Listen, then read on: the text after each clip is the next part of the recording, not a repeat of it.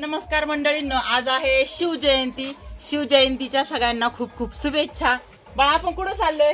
आपण गावात चाललोय. तर हे माझे भाचे कंपनी आहे, आरव आणि आनव. तर आता आमच्या माहेर गाव आहे माझं, तिथं शिवजयंती सोहळा मोठ्या थाटामाटात आणि उत्सवात साजरा होणार आहे. आज तिथेप्रमाणे शिवजयंती आहे.